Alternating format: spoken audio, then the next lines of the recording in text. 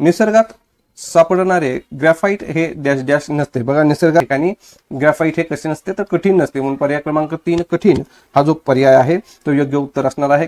Graphite यात अनेक धातूंचे गुणधर्म असतात। हे उष्णता आणि विजेचे उत्कृष्ट वाहक आहे। ग्रॅफाइट राखाडी ते काळा धातूचा चमक असलेला एक अपारदर्शक असतो। हे 1 ते 2 मोजच्या कडकपणासह कार्बनचे बऱ्यापैकी मऊ स्फटिक रूप आहे। सामान्य तापमानात स्थिर आणि रासायनिक दृष्ट्या निष्क्रिय हवेच्या अनुपस्थितीत ग्रॅफाइट मध्ये उच्च उदात्तीकरण बिंदू असतो। त्यात शुद्ध स्वरूपात ते गंधहीन, चवहीन आणि बिनविषारी असतात। खालील कारण आणि परिणाम लक्षात घेऊन योग्य पर्याय निवडा। कारण पाणी हे मिश्रण आहे आणि परिणाम आहे पाण्याचे गुणधर्म हायड्रोजन व ऑक्सिजन यांच्या गुणधर्मापेक्षा भिन्न असतात। बघा पाणी हे मिश्रण आहे आणि हायड्रोजन व ऑक्सिजन यांच्या गुणधर्मापेक्षा पाण्याचे गुणधर्म हे वेगळे असतात। अशा प्रकारचा कारक आणि परिणाम दिलेला आहे आणि याच्यातील पर्याय क्रमांक 2 जो आहे तो म्हणजे पाण्याचे गुणधर्म हायड्रोजन व ऑक्सिजन यांच्या गुणधर्मापेक्षा भिन्न आहे, हा पर्याय योग्य आहे। म्हणून याचं उत्तर हे पर्याय क्रमांक 2 फक्त ब योग्य अशा प्रकारचे असणार आहे। कारण की बघा पाणी हे एक मिश्रण आहे जे एक विधान अयोग्य आहे। बघा कारण जे दिलेलं आहे पाणी हे मिश्रण आहे हे विधान अयोग्य आहे, कारण पाणी हे एक संयुग आहे। पाणी काय आहे तर हे एक संयुग आहे आणि ते हायड्रोजन आणि ऑक्सिजन अणूंनी रासायनिकरित्या बनलेला आहे। तर याचा जो परिणाम आहे हे विधान मात्र बरोबर आहे, कारण की बघा पाणी त्याच्या हायड्रोजन आणि ऑक्सिजन या घटकांपासून वेगळे गुणधर्म प्रकाशित करतं। उदाहरणार्थ पाण्यामध्ये पृष्ठभागावरील ताण, विशिष्ट उष्णता क्षमता आणि त्याच्या ध्रुवीय स्वरूपामुळे अनेक पदार्थ विरघळण्याची क्षमता यासारखे अद्वितीय गुणधर्म आहेत जे वैयक्तिकरित्या हायड्रोजन किंवा ऑक्सिजन मध्ये नसतात। आणि म्हणून पर्याय क्रमांक 2 फक्त ब योग्य हे याचं अचूक उत्तर असणार आहे। तंतुमय पदार्थ नसणारा पर्याय कोणता? तंतुमय पदार्थ नसणारा पर्याय कोणता तर याच्यामधील पर्याय क्रमांक 4 लोणी हा जो पदार्थ आहे हा तंतुमय नाही। कारण की बघा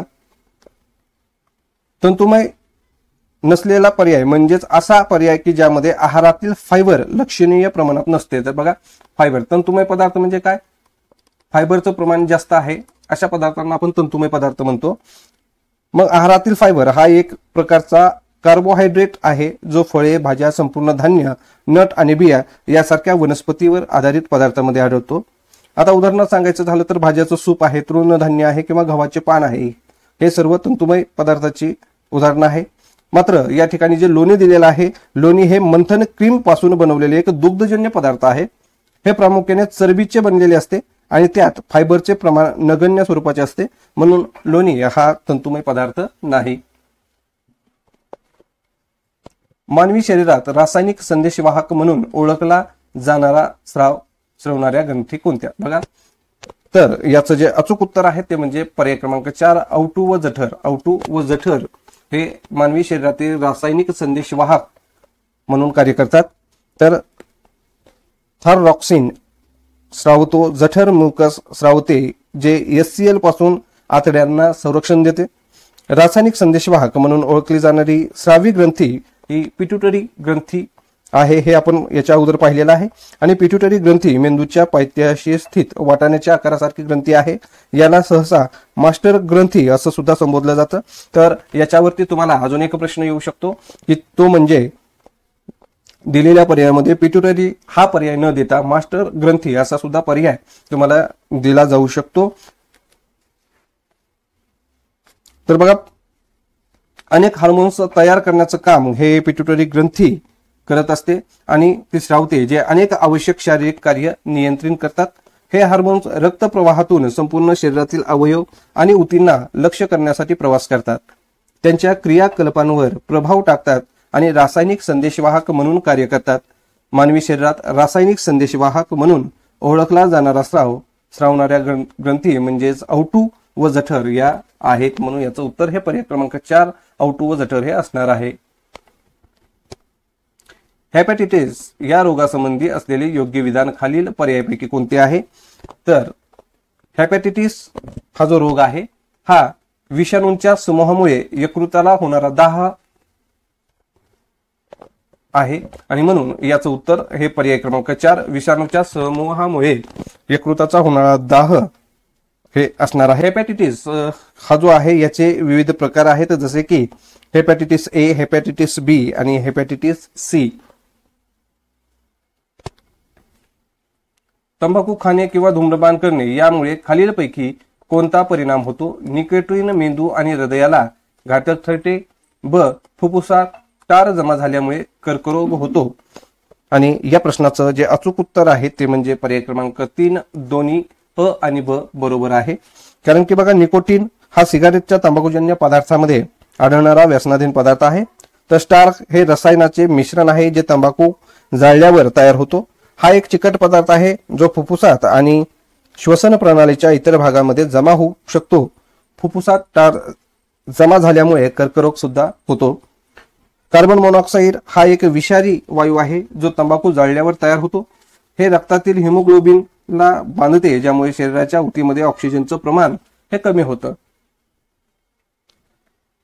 खालील पर्यायांपैकी अयोग्य विधान कोणते? बघा, खालील पर्यायांपैकी अयोग्य विधान कोणते अशा प्रकारचा प्रश्न आहे आणि याचं जे उत्तर आहे ते म्हणजे पर्याय क्रमांक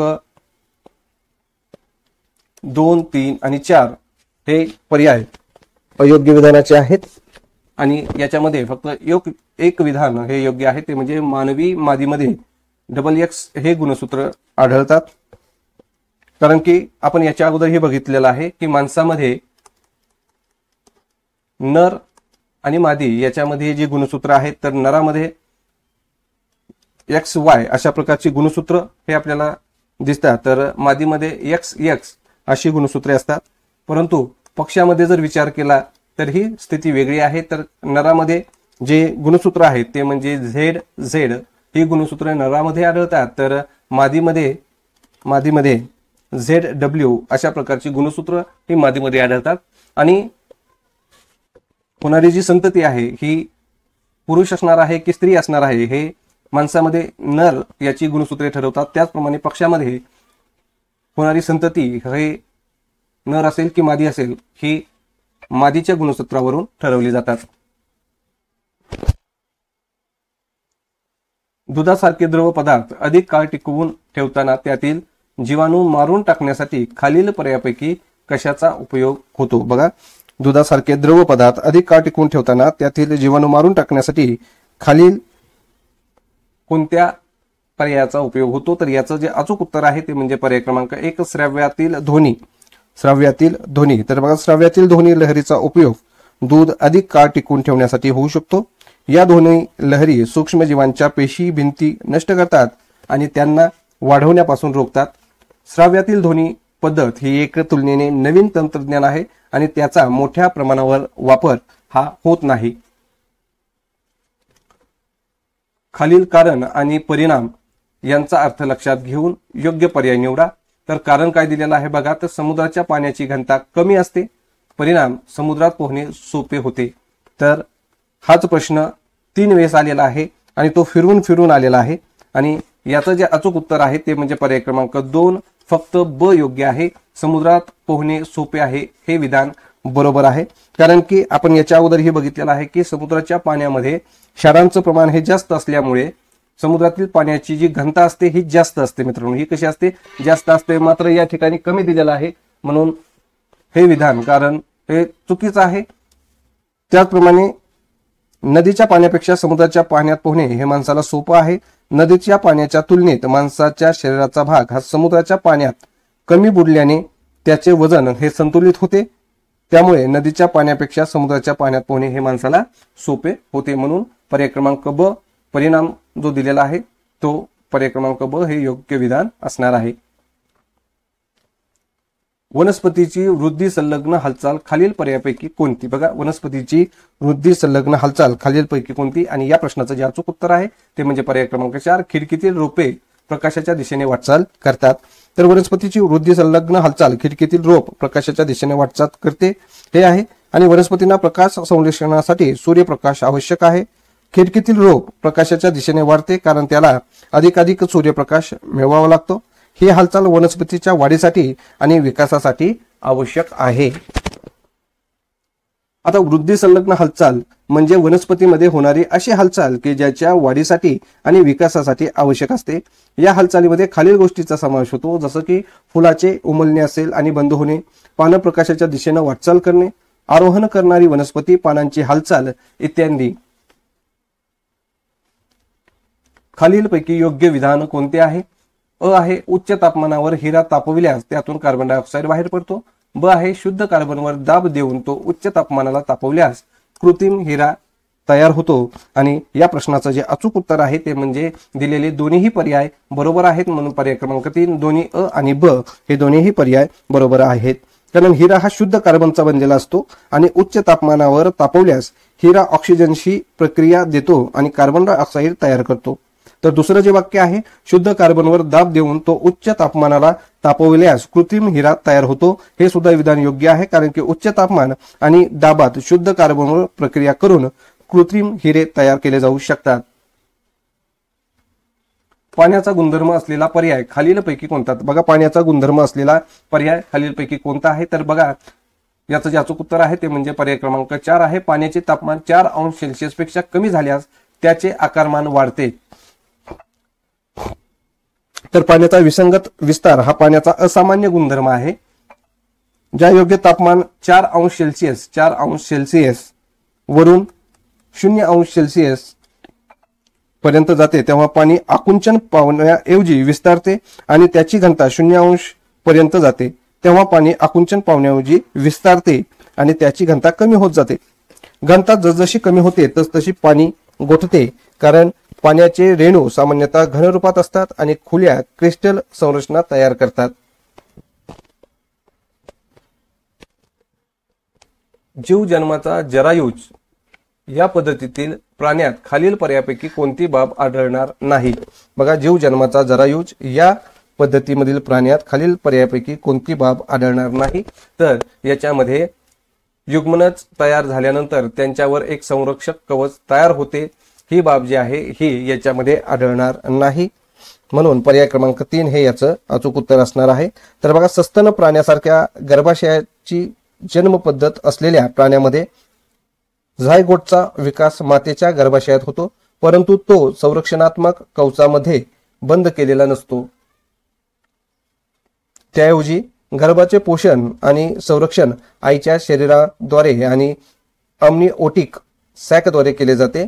संरक्षणात्मक कवच सामान्यतः सरपटणारे प्राणी, पक्षी आणि काही मासे यासारख्या अंडाशयाच्या पुनरुत्पादनासह प्राण्यांनी घातलेल्या अंडीच्या विकासाचे वैशिष्ट्य आहे, म्हणून पर्याय क्रमांक 3 युग्मनज तयार झाल्यानंतर त्यांच्यावर एक संरक्षण कवच तयार होते, हे विधान योग्य असणार आहे. दूध अधिक काळ टिकून ठेवण्यासाठी खालीलपैकी कशाचा उपयोग होतो? यातील दोन्ही. ब आहे पाश्चरायझेशन पद्धत आणि क आहे कॅरमलायझेशन पद्धत. आणि या प्रश्नाचं जे अचूक उत्तर आहे ते म्हणजे पर्याय क्रमांक 2 आहे, फक्त अ आणि ब. तर बघा, श्राव्यातील ध्वनी लहरीचा उपयोग हा दूध अधिक काळ टिकवून ठेवण्यासाठी होऊ शकतो. या ध्वनी लहरी सूक्ष्मजीवांच्या पेशी भिंती नष्ट करतात आणि त्यांना वाढवण्यापासून रोखतात. तर श्राव्यातील ध्वनी ही एक पद्धत नवीन तंत्रज्ञान आहे आणि त्याचा मोठ्या प्रमाणावर वापर होत नाही. तर ब जी पद्धत आहे ती म्हणजे पाश्चरायझेशन पद्धत, ही दूध टिकवून ठेवण्यासाठी सर्वात सामान्य आणि प्रभावी पद्धत आहे. या पद्धतीत दूध एका विशिष्ट तापमानापर्यंत तापवले जाते आणि नंतर त्वरित थंड केले जाते. ही प्रक्रिया दुधात उपस्थित असलेल्या हानिकारक सूक्ष्मजीवांना नष्ट करते. तर कॅरमलायझेशन पद्धत ही काय आहे? तर ही एक मंद स्वयंपाकाची प्रक्रिया आहे जी साखर कमी आचेवर शिजवल्यावर उद्भवते, ज्यामुळे पोत आणि चव दोन्ही बदलतात. कॅरमलायझेशन दरम्यान अन्नातील साखर ऑक्सिडायझेशन करते, तपकिरी रंग आणि समृद्ध किंचित गोड आणि खमंग चव येते.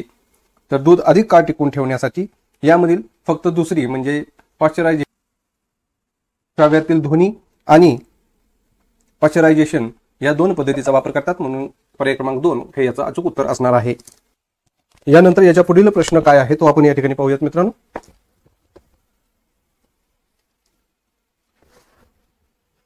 खालील पर्यायांपैकी योग्य विधान कोणते? खालील पर्यायांपैकी योग्य विधान कोणते?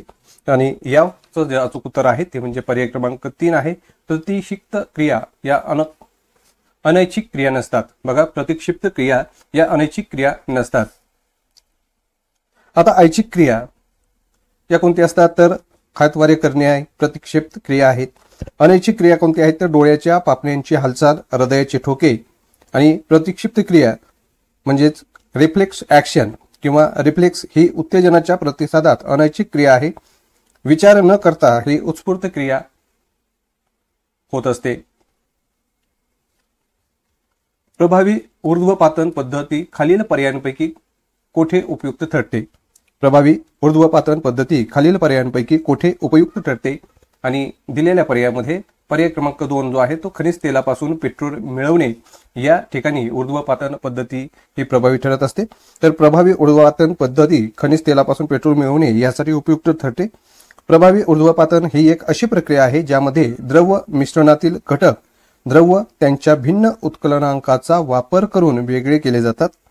खनिज तेल हे एक अनेक द्रव हायड्रोकार्बनचे मिश्रण आहे ज्यांचे उत्कलनांक भिन्न असतात। प्रभावी ऊर्ध्वपातन पद्धतीत खनिज तेल गरम केले जाते आणि वाफेच्या स्वरूपात ऊर्ध्वपातित केले जाते। वेगवेगळ्या हायड्रोकार्बन वेगवेगळ्या तापमानात ऊर्ध्वपातित होतात आणि त्यांना वेगळे गोळा केले जाते। पेट्रोल हे खनिज तेलापासून मिळवले जाणारे एक द्रव हायड्रोकार्बन आहे। याच्यानंतर याच्या पुढील प्रश्न पाहूयात। खालील कारण आणि परिणाम यांना लक्षात घेऊन योग्य पर्याय निवडा। कारण काय आहे बघा, देवमासा शीत रक्ताचा प्राणी आहे आणि परिणाम काय आहे तर सभोवतालच्या तापमानानुसार देवमासा शरीराचे तापमान बदलतो। तर याचं जे अचूक उत्तर आहे ते म्हणजे फक्त पर्याय क्रमांक 2 आहे, फक्त ब हे विधान योग्य आहे। तर सभोवतालच्या तापमानानुसार देवमासा हे आपल्या शरीराचं तापमान हे बदलत असतो।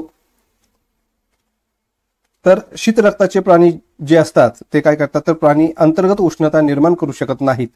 देवमासा उबदार रक्ताचा प्राणी आहे। बघा, देवमासा हा शीत रक्ताचा प्राणी नसून तो उबदार रक्ताचा प्राणी आहे आणि सभोवतालच्या तापमानानुसार देवमासा हा शरीराचे तापमान हा बदलत असतो। विद्युत दिव्यामध्ये आर्गॉन व नायट्रोजन यासारख्या वायूचे मिश्रण का भरलेले असते? विद्युत दिव्यामध्ये आर्गॉन व नायट्रोजन या सारख्या वायूचे मिश्रण का भरलेले असते? कारण की त्यामुळे दिव्यातील तारेच्या कुंडलाचे आयुष्य वाढते आणि त्यामुळे आर्गॉन व नायट्रोजन यासारख्या वायूचे मिश्रण हे विद्युत दिव्यामध्ये भरलं जातं। म्हणून पर्याय क्रमांक 4 दिव्यातील तारेच्या कुंडलाचं आयुष्य वाढण्यासाठी हा पर्याय योग्य असणार आहे। तर बघा,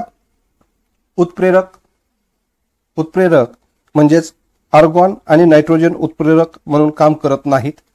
उष्णता ऊर्जेचे प्रकाश ऊर्जेत रूपांतर दिव्यातील तारेचं जे कुंडल आहे हे उष्णता ऊर्जेचे प्रकाश ऊर्जेचे रूपांतरित करते, वायू नाही। ऑक्सिडेशन ही क्रिया हवेच्या परिस्थितीत घडते। विद्युत दिव्यामध्ये हवा नसते त्यामुळे ऑक्सिडेशन होत नाही। आणि आर्गॉन आणि नायट्रोजन दिव्यातील तारेच्या कुंडलाभोवती एक निष्क्रिय वातावरण निर्माण करतात। हे वातावरण ऑक्सिडेशन आणि इतर रासायनिक प्रक्रियांपासून कुंडलाचे रक्षण करते, त्यामुळे दिव्यातील तारेच्या कुंडलाचं आयुष्य हे वाढत जातं। विद्युत दिव्यामध्ये आर्गॉन आणि नायट्रोजन यांच्या मिश्रणापासून थोड्या प्रमाणात क्रिप्टॉन वायू देखील भरलेला असतो। क्रिप्टॉन वायू दिव्याची प्रकाशमानता वाढवण्यास मदत करतो। तर बघा, क्रिप्टॉन हा जो वायू आहे, क्रिप्टॉन हा काय करतो तर दिव्यातील प्रकाशमानता वाढवण्याचं काम करतो। प्रकाशमानता वाढवण्याचं काम हा क्रिप्टॉन हा वायू करत असतो। खालीलपैकी योग्य विधान कोणती? अ आहे ब्रोमीन हा अधातू आहे। ब आहे सर्वसाधारणपणे अधातू स्थायू किंवा वायू अवस्थेत असतात। आणि क आहे ब्रोमीन द्रव अवस्थेत आढळतो। आणि ड आहे ब्रोमीन हा धातू आहे। आणि या प्रश्नाचं जे अचूक उत्तर आहे ते म्हणजे पर्याय क्रमांक 3 आहे। अ, ब आणि क हे 3 पर्याय अचूक आहेत, योग्य आहेत। कारण की बघा, ब्रोमीन हा अधातू आहे। ब्रोमीन हा काय आहे? हा अधातू आहे। अधातूंचे अनेक गुणधर्म ब्रोमीनमध्ये दिसून येतात, जसं की ते चकाकणारे नसतात, ते विद्युत आणि उष्णतेचे वाईट वाहक असतात, ते सहसा द्रव किंवा वायू अवस्थेत असतात। ब्रोमीन हा सुद्धा द्रव अवस्थेत आढळतो। ब्रोमीन द्रव अवस्थेत आढळणारा एकमेव अधातू आहे। बघा, ब्रोमीन हा काय आहे? एकमेव अधातू आहे जो की द्रव अवस्थेत आढळतो। खोलीच्या तापमानावर आणि दाबावर तो लाल तपकिरी रंगाचा द्रव असतो। काही अधातू ठिसूळ अवस्थेतही असतात, जसे की गंधक आणि फॉस्फरस। ब्रोमीन हा धातू आहे हे विधान मात्र चुकीचं आहे, कारण विधान पाहिले असता ब्रोमीन हा अधातू आहे हे आपल्याला समजतं। इयत्ता 4थीतील परिसर अभ्यास या विषयात कोणत्या घटकांची मांडणी चिकित्सक वृत्ती निर्माण करण्याच्या दृष्टीने केली जाते? तर या प्रश्नाचं जे अचूक उत्तर आहे ते म्हणजे पर्याय क्रमांक 3, पाण्याचे गुणधर्म व विद्राव्यता। पाण्याचा काटकसरीने वापर करण्याचं महत्त्व आणि त्याचा काटकसरीने वापर करण्याची आवश्यकता शिकवणं, पाण्याचा अपव्यय टाळण्यासाठी विविध पद्धतीचा शिकवणे आणि त्यांचा अभ्यास करणं, पाणी टाकून देण्यापूर्वी त्यांचा पुनर्वापर कसा करायचा हे शिकवणं, जगभरातील आणि भारतातील पाण्याच्या वितरणाचे विविध प्रकार शिकवणे, पाण्याच्या वितरणावर परिणाम करणारे घटक शिकवणे, पाण्याच्या टंचाईची समस्या आणि त्यावर उपाययोजना शिकवणे, त्यानंतर पाण्याचे जे काही गुणधर्म आहेत, विद्राव्यता आहे, याच्यामध्ये पाण्याचे भौतिक आणि रासायनिक गुणधर्म शिकवणं, पाण्यात विद्राव्य आणि अविद्राव्य पदार्थाची ओळख करून देणं, विद्राव्यतेच्या प्रक्रियेचे विविध प्रकार शिकवणं आणि पाणी साठवण्याच्या विविध पद्धती, यामध्ये पारंपरिक आणि आधुनिक पद्धती शिकवणं, पाणी साठवण्याच्या पद्धतीचे फायदे आणि तोटे शिकवणं, पाणी साठवणुकीसाठी योग्य पद्धती निवडण्याचे निकष शिकवणं। वरील स्पष्टीकरणानुसार इयत्ता 4थीतील परिसर अभ्यास या विषयात पाण्याचे गुणधर्म व विद्राव्यता या घटकाची मांडणी ही चिकित्सक वृत्ती निर्माण करण्याच्या दृष्टीने केलेली आहे। कमळाचे फूल सकाळी उमलते तर निशिगंधाचे फूल रात्री उमलते ही वनस्पतीची कोणत्या प्रकारची हालचाल आहे? आणि या प्रश्नाचं जे अचूक उत्तर आहे ते म्हणजे वृद्धी असंलग्न या प्रकारची ही हालचाल आहे। बाह्य उद्दीपकास प्रतिसाद म्हणून वनस्पतीच्या कोणत्याही भागाची हालचाल किंवा वाढ म्हणजेच अनुवर्तन किंवा अनुवर्ती हालचाल होय। कोणत्याही वनस्पतीची प्रवाह संस्था त्यालाच आपण शूट सिस्टीम असं म्हणतो। प्रकाश उद्दीपनास प्रतिसाद देते म्हणजेच प्रकाश स्रोताच्या दिशेने तिची वाढ होते। वनस्पतींनी दाखवलेल्या या हालचालींना प्रकाशानुवर्ती हालचाल असं म्हणतात। वनस्पतीची मूळ संस्था म्हणजेच रूट सिस्टीम गुरुत्वाकर्षण व पाणी या उद्दीपनांना प्रतिसाद देते। या प्रतिसादांना अनुक्रमे गुरुत्वानुवर्ती हालचाल व जलानुवर्ती हालचाल असंही म्हणतात। विशिष्ट रसायनांना दिलेला प्रतिसाद म्हणून वनस्पतीच्या भागांच्या झालेल्या हालचालींना रसायन अनुवर्तन असं म्हणतात। उदाहरणार्थ बीजांडाच्या दिशेने होणारी परागनलिकेची वाढ। वरील सर्व प्रकारच्या हालचाली या वनस्पतीच्या वाढीशी संबंधित आहेत, म्हणून या हालचालींना वनस्पतीमधील वृद्धी संलग्न हालचाली असं म्हणतात। खालीलपैकी योग्य विधाने कोणती आहेत? अ आहे हिऱ्यावर आम्ल किंवा अल्कली यांचा परिणाम होत नाही, आणि ब आहे हिरा हे कार्बनचे अस्फटिक रूप आहे। आणि या प्रश्नाचं जे अचूक उत्तर आहे ते म्हणजे पर्याय क्रमांक ए, हिऱ्यावर आम्ल किंवा अल्कली यांचा परिणाम होत नाही। आता कार्बनची स्फटिक रूप कोणती आणि अस्फटिक रूप कोणती याचा हिऱ्यावर आम्ल किंवा अल्कली यांचा परिणाम होत नाही। बघा, कार्बनची स्फटिक रूप या रूपातील कार्बनच्या अणूंची रचना ही नियमित आणि निश्चित असते, तर अस्फटिक रूप जे आहेत यामध्ये कार्बनच्या अणूची रचना ही नियमित नसते। कार्बनचे स्फटिक रूप जे आहे याचे द्रवणांक व उत्कलनांक उच्च व ठराविक असतात, तर अस्फटिक रूप जे आहेत त्याच्यामध्ये अतिशय उच्च तापमानाला हे वितळतात। स्फटिक रूपातील कार्बन हा अतिशय कठीण पदार्थ असतो, तर अस्फटिक रूपातील कार्बन हा ठिसूळ असतो। स्फटिक रूपामध्ये निश्चित भौमितिक आकार, तीक्ष्ण कडा आणि समतल पृष्ठभाग असतो, तर अस्फटिक रूपामध्ये ते अपरूपे आहेत म्हणून त्यांना निश्चित भौमितीय आकार नाही।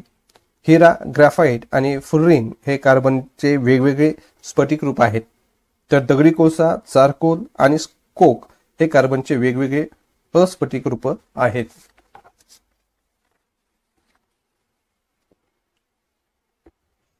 0°C तापमानाच्या पाण्याचे तापमान वाढविल्यास खालील पर्यायांपैकी कोणता परिणाम दिसून येतो? आणि याचं जे अचूक उत्तर आहे ते म्हणजे पर्याय क्रमांक 1, सुरुवातीला त्याची घनता वाढते परंतु नंतर ती कमी होत जाते. पाण्याचे तापमान हे 0°C पासून वाढवत नेल्यास 4°C पर्यंत त्याचं आकारमान जे आहे ते कमी होत जातं व 4° ते कमीत कमी असतं. त्यानंतर त्याचे आकारमान वाढत जातं आणि सर्वसाधारणपणे इतर पदार्थाच्या बाबतीत मात्र तापमान वाढवत गेल्यास आकारमान सतत वाढतच जाते. या फरकामुळे 0° ते 4°C या तापमानाच्या दरम्यानच्या पाण्याच्या आचरणास पाण्याचे असंगत आचरण असं म्हणतात. सामान्यतः अणुविद्युत प्रभारदृष्ट्या उदासीन असतो. याचं योग्य कारण स्पष्ट करणारा संख्यादर्शक पर्याय खालीलपैकी कोणता आहे? आणि याचं जे अचूक उत्तर आहे ते म्हणजे पर्याय क्रमांक 4, प्रोटॉन बरोबर इलेक्ट्रॉन. अणूचे 3 मूलभूत कण असतात, प्रोटॉन, न्यूट्रॉन आणि इलेक्ट्रॉन. प्रोटॉन, न्यूट्रॉन आणि इलेक्ट्रॉन हे अणूचे 3 मूलभूत कण आहेत आणि प्रोटॉनवर धनविद्युत असतो तर इलेक्ट्रॉनवर ऋणविद्युत असतो. न्यूट्रॉन विद्युत दृष्ट्या तटस्थ असतो म्हणजे त्यावर कोणताही विद्युत प्रभार नसतो. प्रोटॉन आणि इलेक्ट्रॉनची संख्या समान असल्यास अणूचा एक विद्युत प्रभार 0 असतो. जर प्रोटॉनची संख्या ही इलेक्ट्रॉनपेक्षा जास्त असेल तर अणूचा एकूण विद्युत प्रभार धन असतो. जर इलेक्ट्रॉनची संख्या ही प्रोटॉनपेक्षा जास्त असेल तर अणूचा एकूण विद्युत प्रभार हा ऋण असतो. उदाहरणार्थ जर सांगायचं झालं तर हायड्रोजन अणूमध्ये 1 प्रोटॉन आणि 1 इलेक्ट्रॉन असतो आणि त्याचा एकूण विद्युतभार हा 0 असतो. तर हेलियम अणूमध्ये 2 प्रोटॉन असतात आणि 2 इलेक्ट्रॉन असतात आणि त्याचा एकूण विद्युतभार सुद्धा 0च असतो. ऑक्सिजन याच्यामध्ये सुद्धा 8 प्रोटॉन आणि 8 इलेक्ट्रॉन असतात आणि म्हणून त्याचा विद्युत प्रभार सुद्धा 0 असतो. मित्रांनो, वनस्पतीमधील कोणता टाकाऊ पदार्थ मानवाला उपयुक्त आहे? बघा, वनस्पतीमधील कोणता टाकाऊ पदार्थ मानवाला उपयुक्त आहे आणि याचं जे अचूक उत्तर आहे ते म्हणजे पर्याय क्रमांक 3, निलगिरी तेल. निलगिरी तेल. निलगिरीच्या पानांपासून हे तेल काढलं जातं. सर्दी, खोकला, डोकंदुखी, स्नायू दुखणे इत्यादींवर उपचारासाठी हे तेल उपयोगी आहे. हे तेल जंतुनाशक आणि बुरशीनाशक म्हणून सुद्धा वापरलं जातं. त्यानंतर रॅफाइड्स हे वनस्पतीमध्ये आढळणारे क्रिस्टल्स आहेत. ते काही वनस्पतींना प्राण्यांपासून बचाव करतात. तर कॅल्शियम ऑक्झलेट हे वनस्पतीमध्ये आढळणारे खनिज आहे. काही वनस्पतीमध्ये ते मूत्रपिंडातील खडे तयार करू शकते. तर करडईचं तेल हे जे आहे हे बियांपासून काढलं जातं. हे तेल केसांसाठी आणि त्वचेसाठी उपयुक्त आहे. जीवजन्माच्या जरायुज पद्धतीत प्राण्यांमध्ये सर्वसामान्यपणे कोणते वैशिष्ट्य आढळत नाही? बघा, कोणते वैशिष्ट्य आढळत नाही अशा प्रकारचा प्रश्न आहे आणि या प्रश्नाचं जे अचूक उत्तर आहे ते म्हणजे पर्याय क्रमांक 4, ते प्राणी शरीराच्या तापमानावर नियंत्रण ठेवू शकत नाहीत. तर बघा, जीवजन्माच्या म्हणजे जरायुज पद्धतीतील प्राणी हे शरीराच्या तापमानावर नियंत्रण ठेवू शकत नाहीत. जरायुज प्राणी हे असे प्राणी आहेत जे गर्भधारणा करतात आणि पिल्लांना जन्म देतात. या प्राण्यामध्ये स्तन ग्रंथी असतात आणि ते आपल्या पिल्लांना दूध पाजतात. जरायुज प्राणी उष्ण रक्ताचे असतात. याचाच अर्थ ते त्यांच्या शरीराचे तापमान नियंत्रित करू शकतात. जरायुज प्राण्यामध्ये केस, फर, पंख असू शकतात जे त्यांना थंडीपासून बचाव करतात. जरायुज प्राणी त्यांच्या वातावरणाशी पूर्णपणे अनुकूलित असतात, जसं की मानव, कुत्रा, मांजर, गाय हे जरायुज प्राणी आहेत. खाद्यतेलाचे रूपांतर वनस्पती तुपात होते त्यावेळी खालील पर्यायापैकी कोणती क्रिया घडते? तर याचं जे अचूक उत्तर आहे ते म्हणजे पर्याय क्रमांक 2, ऑक्सिजन मुक्त होतो. तर ऑक्सिजन मुक्त होतो. खाद्यतेलाचे रूपांतर वनस्पती तुपात होत असते त्यावेळी त्यामधून ऑक्सिजन मुक्त होतो. खालील पर्यायांपैकी अयोग्य विधान कोणते? खालील पर्यायापैकी अयोग्य विधान कोणते? आणि याचं जे अचूक उत्तर आहे ते म्हणजे पर्याय क्रमांक 3 आहे. बघा, एखाद्या गरम वस्तूला हात लावला की तो लगेच मागे घेतला जातो. ही अनैच्छिक क्रिया आहे. अनैच्छिक क्रिया आहे, कारण ही ऐच्छिक क्रिया आहे मित्रांनो, परंतु या ठिकाणी अनैच्छिक क्रिया दिलेली आहे. तर बघा, कोणत्याही प्रकारच्या बाह्य उद्दीपकामुळे निर्माण झालेल्या स्नायू यंत्रणेच्या अनैच्छिक प्रतिसादाला प्रतिक्षिप्त क्रिया म्हणतात. एखाद्या गरम वस्तूला हात लावला की तो लगेच मागे घेतला जातो, ही प्रतिक्षिप्त क्रिया आहे.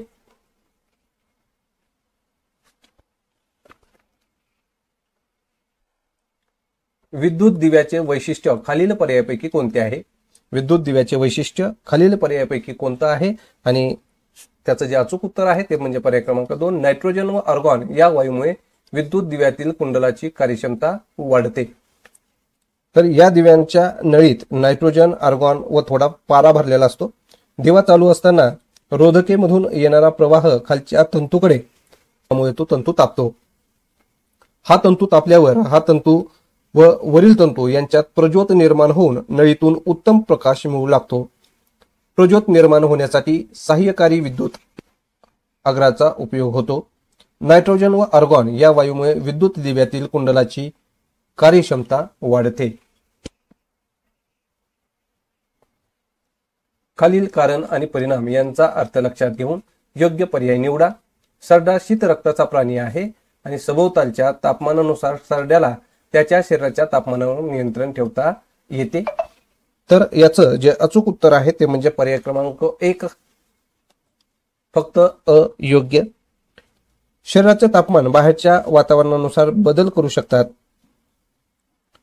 आता शीत रक्ताचे जे प्राणी आहेत हे काय करतात, तर बघा, शरीराचे तापमान हे बाहेरच्या वातावरणानुसार बदल करू शकतात.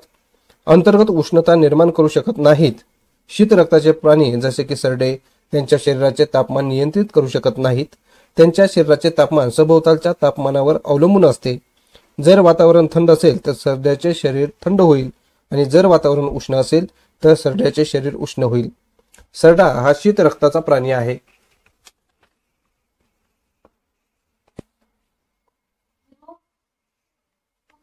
उष्णतेच्या अभिसरण प्रवाहाचे उदाहरण नसलेला पर्याय कोणता? बघा, उष्णतेच्या अभिसरण प्रवाहाचे उदाहरण नसलेला पर्याय कोणता?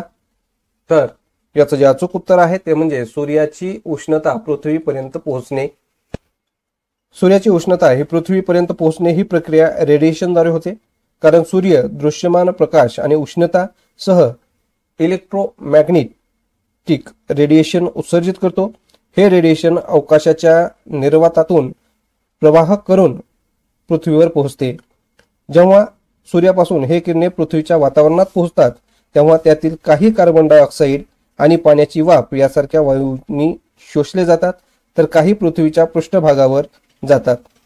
शोषलेली उष्णता वातावरणास उबदार करते, त्यामुळे पृथ्वीचा पृष्ठभाग गरम होतो. सूर्यापासून पृथ्वीवर उष्णतेचे हे हस्तांतरण हे उष्णतेच्या किरणोत्सर्गाचे किंवा उष्णतेच्या अभिसरण प्रवाहाचे प्रमुख उदाहरण आहे. ही एक नैसर्गिक प्रक्रिया आहे जे पृथ्वीचे तापमान राखण्यात आणि आपल्या ग्रहावरील जीवन आधार देण्यासाठी महत्त्वपूर्ण भूमिका बजावते.